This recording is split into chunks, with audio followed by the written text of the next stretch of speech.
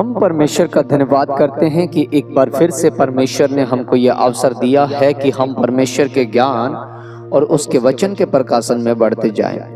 तो आज हम जिस विषय पे बात कर रहे हैं वो है पवित्र आत्मा क्या है। एक तथ्य को और हम देखेंगे, 3 बातों के द्वारा हम इस भेद को जानने की कोशिश करेंगे पवित्र शास्त्र के द्वारा। क्या पवित्र आत्मा स्वर्गदूत का भी रूप ग्रहण करता है? जब हम इस विषय पे अध्ययन करेंगे तो हम जानने पाएंगे कि पवित्र आत्मा का एक रूप यह भी है। और हम इस विषय पे जानते भी हैं कि इन्हीं ही दिनों के अंदर, अंतिम समय के अंदर, मसीहा जगत के अंदर पवित्र आत्मा के विषय में भ्रांति की जो शिक्षाएं, गलत जो धारणाएं फैली हुई है, बरगलाया जा रहा है, भरमाया जा रहा है, जिन्हें चमत्कार के नाम पर झूठी सामर्थ दिखा करके लोगों को गिराया जाता है, उल्टी सीधी हरकतें की जाती है। पता नहीं कैसे कैसे कल्ट इस दुनिया के अंदर आकर के काम करने लगे हैं, जो एंटी क्राइस्ट का काम करते हैं, पवित्र आत्मा का विरोध करते हैं। पवित्र आत्मा एक मजाक का विषय बन करके रह गया है। तो हमें सच्ची शिक्षा के आधार पे जो बाइबल हमें सिखाती है, पवित्र शास्त्र के अंदर पवित्र आत्मा के विषय में जो बताया गया है, उनके विषय में जानने की हम कोशिश कर रहे हैं। और पवित्र आत्मा के बहुत से ऐसे प्रतिरूप हैं, बहुत से ऐसे कार्य हैं। बाइबल में बताया गया है कि पवित्र आत्मा परमेश्वर का तीसरा व्यक्तित्व, परमेश्वर का तीसरा स्वभाव है, जो इस जगत में हमारे अंतिम समय में काम करता है। तो आज हम पवित्र आत्मा का कार्य करने का एक रूप ये भी देखते हैं। क्या पवित्र आत्मा स्वर्गदूत है?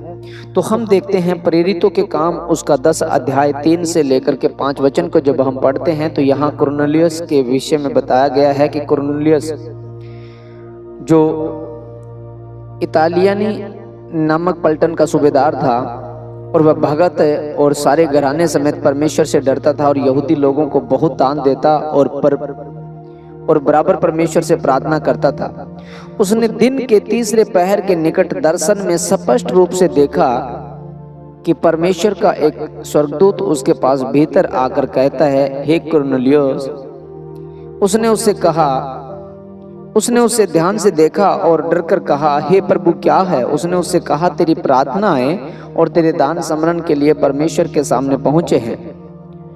जब हम इस वचन को देखते हैं, 10 अध्याय से 2 वचन और 5 वचन तक हम जब देखते हैं तो कुरनेलियुस के जो कर्म कांड है, कुरनेलियुस के जो कर्मशैली है, जो उसने प्रार्थनाएं की है, परमेश्वर को बराबर पुकारता रहा है और दान भेंट और दरिद्र और पवित्र लोगों की सेवा करता रहा है, तो उसके कर्म फल का जो प्रतिफल परमेश्वर उसे दे रहा है, वह एक स्वर्गदूत के रूप में दर्शन देता है। और स्वर्गदूत यहाँ ये दिखाया गया है कि वह क्लियर रूप से, स्पष्ट रूप से उसे एक स्वर्गदूत दिखाई देता है और उससे बातें करता है और उसे पुकार के कहता है कि तेरे दान भेंट सारे समरण किए गए हैं। इसलिए अब किसी को भेज करके याफा में पतरस प्रार्थना कर रहा है, वहां उसे बुला कि वह तेरे लिए प्रार्थना करे। और जब वह अपने दासों को भेजता है पतरस को बुलाने के लिए कि वह आकर के तेरे लिए प्रार्थना करेगा और तुझे गहराई के साथ बताएगा, मेरे विषय की सारी जो भेद है वो तुझे बताएगा, ताकि तेरा विश्वास दृढ़ और मजबूत हो जाए। क्योंकि यहाँ पे लिखा गया है कि वह परमेश्वर से प्रार्थना करता था, प्रभु यीशु मसीह के विषय में शायद वह इतना ना जानता हो। तो जब पतरस के पास उसके दास पहुंचते हैं तो पतरस को एक दर्शन आता है जिसमें वह अशुद्ध और शुद्ध की लड़ाई लड़ रहा था। शायद उसे लग रहा था कि सिर्फ परमेश्वर यहूदियों, इजरायलियों जो खतना किए हुए लोग हैं उन्हीं के साथ कार्य करता है, जिसका शरीर के ऊपर परमेश्वर का चिन्ह है, उन्हीं को परमेश्वर करीब आने देता है, बाकी अन्य जातियों के लिए परमेश्वर नहीं है, क्योंकि व्यवस्था भी उन्हें यही सिखाती आई है। लेकिन बाइबल में प्रभु यीशु मसीह के विषय में ऐसा लिखा गया है कि परमेश्वर ने जगत से ऐसा प्रेम रखा कि अपना इकलौता पुत्र दे दिया, ताकि जो कोई उस पर विश्वास करे वह नाश न हो। तो जब पतरस को ये बातें बताई जा रही थी तो यहाँ पे हम 19 वचन के द्वारा जब हम देखते हैं तो 19 वचन में लिखा है कि पतरस तो उस दर्शन पर सोच ही रहा था कि आत्मा ने उससे कहा, देख 3 मनुष्य तेरी खोज में हैं, अतः उठकर नीचे जा और निसंकोच उनके साथ हो ले, क्योंकि मैंने ही उन्हें भेजा है।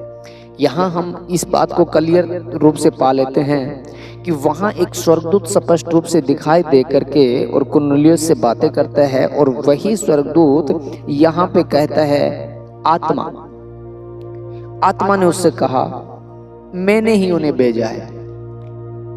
तो वो जो बातें कर रहा था स्वर्गदूत के रूप में, वो पवित्र आत्मा ही था, परमेश्वर का आत्मा ही था। वो यहाँ पे आप क्लियर कर रहा है कि कुरनेलियुस के जो लोग हैं, मैंने कुरनेलियुस से बातें की है, मैंने ही उन्हें भेजा है, और वो जो कहे उसे सुन और उनके साथ हो ले।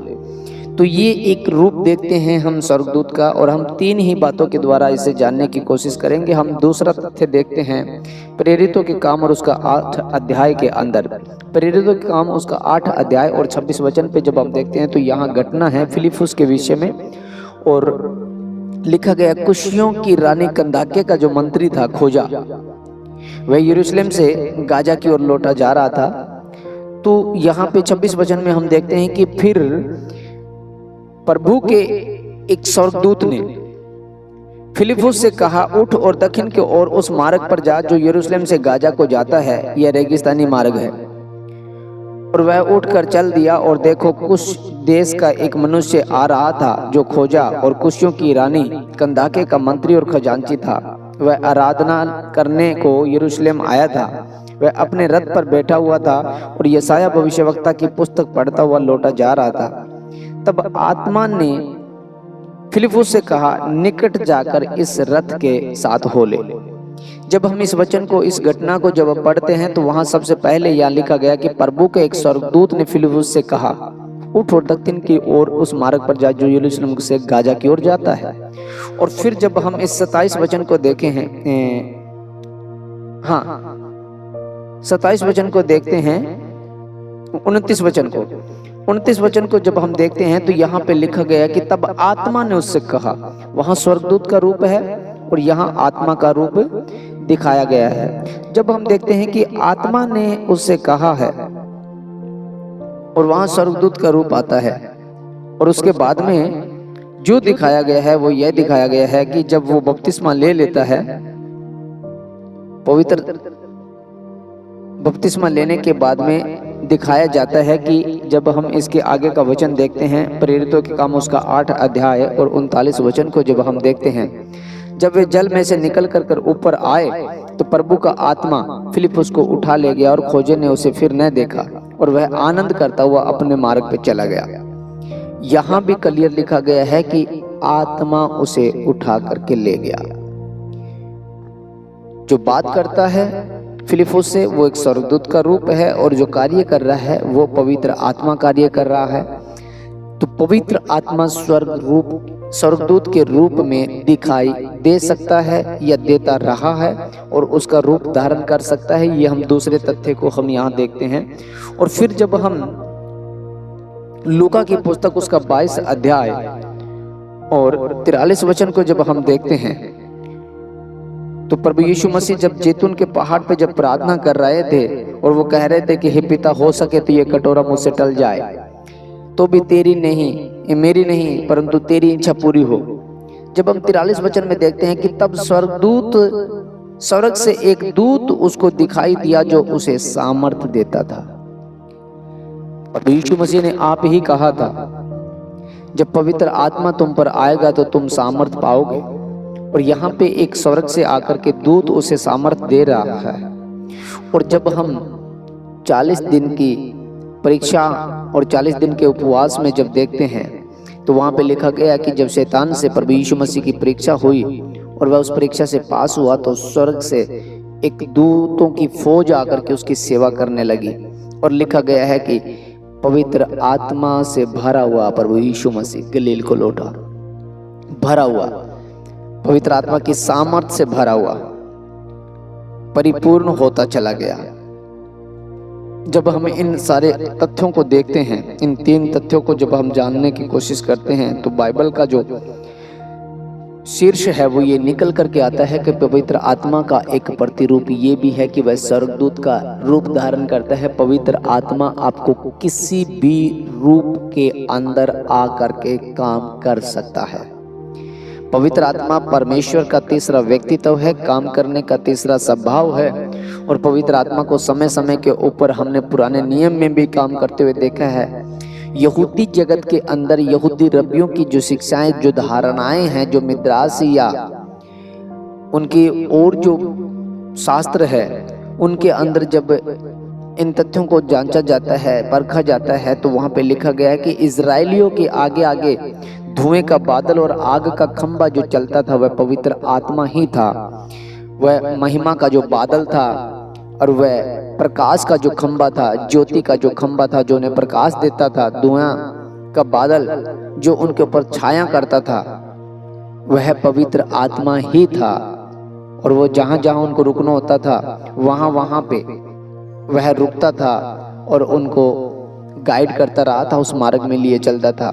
पवित्र आत्मा हमारी अगुवाई करता है, हमारे लिए एक बॉस, एक अगुवे का रूप और एक आज्ञा देने वाला हमारे लिए परमेश्वर का एक स्वभाव है जो हमें आज्ञा देता है। और हम पवित्र आत्मा की अगुवाई में जब चलते हैं तो हम परमेश्वर के साथ अपने जीवन को व्यतीत करने के लिए अपने आप को तैयार करते हैं, उस राज्य के लिए अपने आप को तैयार करते हैं। तो गलत धारणाओं से हमें बचना है। ये जो गिराना, पटकना, उठाना, ये ले महाअभिषेक आया, महाअभिषेक बाइबल में ऐसा कहीं नहीं लिखा गया है। और कोई जरूरी नहीं है कि गिरने से ही पवित्र आत्मा आता है, हर बार गिरते हैं।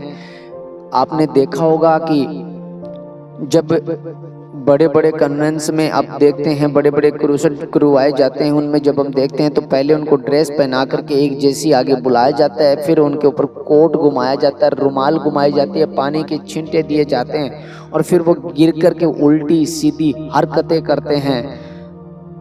भरमाना इसे कहा जाता है। और बाइबल में लिखा गया है कि अंत के समय में ऐसा ही होगा, भरमाने वाला आएगा और बहुत सी बातों में भरमाएगा, चिन्ह और चमत्कार दिखाएगा। और ये होने जा रहा है। प्रकाशित वाक्य 13 अध्याय में क्लियर लिखा हुआ है कि फिर मैंने पृथ्वी में से एक पशु को निकलते हुए देखा, उसके मेमने के से 2 सींग थे और उसकी जो बोली थी वह अजगर के समान थी। आप जानते हैं अजगर के समान बोली किसको कहा जाता है? वही अजगर जो जगत की उत्पत्ति से घात किया गया है, वो इब्लिस, वो शैतान जो हवा से बरगला करके बातें कर करके बहका करके लेके गया, मीठी मीठी बातें बोल करके उसने हवा को ज्ञान दिया, हवा की आंखें खोलने के लिए, हवा को अमर करने के लिए कि तू नहीं मरेगी, तुम लोग जीवित रहोगे, तुम परमेश्वर के तुल्य हो जाओगे, तुम्हें ज्ञान आ जाएगा, तुम सामर्थ्य हो जाओगे। ये वो सामर्थ्य जो खुदा से दूर करती है, ये वो सामर्थ्य जो आंखें खोलती नहीं है, अंधा करती है, पाप की आंखें खोलती है, ये वो अजगर है। इसके सींग मेमने के से, यानी कि वह मेमना जो परमेश्वर का कहलाता है, इसका रूप मसीह का होगा और इसकी बातें मीठी और इसकी बातें सामर्थ सामर्थ सामर्थ महाअभिषेक पवित्र पवित्र करने वाली होगी। जैसे हवा को बहकाया गया था वैसे आज बहकाने के लिए अजगर की भाषा यूज की जाएगी। आप प्रकाशित वाक्य और उसका 13 अध्याय और उसमें शायद 11 वचन को जब आप पढ़ोगे तो आपको वहां पे क्लियर हो जाएगा और आपको समझ में आएगा कि आज पवित्र आत्मा किस रूप में काम करता है। ये पवित्र आत्मा जो इस जगत में जो भर चुका है, जगह जगह के ऊपर आप देख रहे हैं, ये पवित्र आत्मा वो आत्मा नहीं है, शैतान का आत्मा काम कर रहा है, अजगर का आत्मा काम कर रहा है। पवित्र आत्मा का व्यक्तित्व परमेश्वर का व्यक्तित्व है। प्रभु आपको आशीषें दें, प्रभु आपको बरकतें दें और इसी सीरीज को हम आगे बढ़ाएंगे। फिर हम जानेंगे पवित्र आत्मा के काम करने के तरीके और कितने हैं। तब तक के लिए आप बने रहें, इस चैनल को सब्सक्राइब करें, लाइक करें और शेयर करें ताकि परमेश्वर की सच्ची शिक्षा को हम इस जगत के अंदर प्रकाश के रूप में फैला सकें और लोग भरमाने वाली बातों से बाहर आने पाए। प्रभु यीशु की मसीह के नाम में आमीन।